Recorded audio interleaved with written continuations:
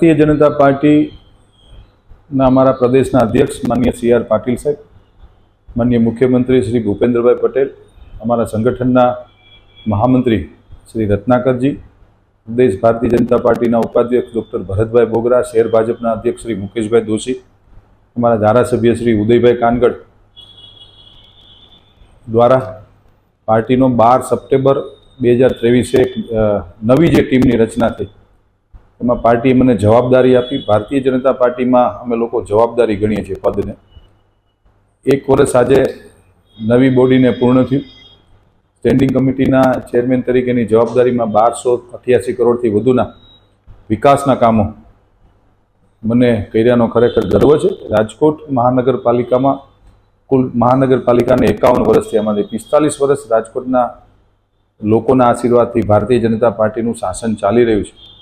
આ 1 વર્ષમાં અનેક નવા કામો અમે લોકો સ્ટેન્ડિંગ કમિટીમાં મંજૂર કર્યા છે અને આપના દ્વારા આવનારા દિવસોમાં પણ ખૂબ જ મોટા પ્રમાણે રાજકોટમાં વિકાસના કામો થાય એની પણ અમારી એક નેમ છે। રાજકોટને ગુજરાતમાં નંબર 1 બનાવીએ, ભારતનું ટોપ મોડેલ સિટી બનાવીએ એની અમારી એક નેમ છે।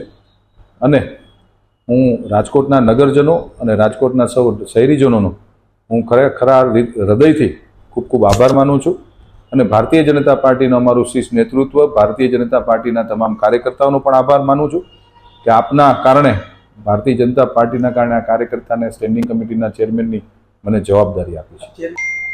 મારા ફાધર તો સંઘના બહુ લગભગ 60-65 વર્ષનું એનું સંઘ આયુષ્ય છે।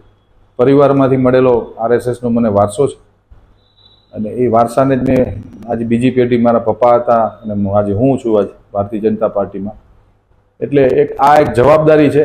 આજે ભારતીય જનતા પાર્ટીએ મને ચેરમેન બનાવ્યો। ભૂતકાળમાં ગઈ ટર્મમાં 2015થી 20માં હું આરોગ્ય ચેરમેન હતો, સમાજ કલ્યાણ ચેરમેન હતો, પછી સ્ટેન્ડિંગ કમિટીમાં મેમ્બર હતો ને આજ મને આજે ચેરમેનની જવાબદારી આપી।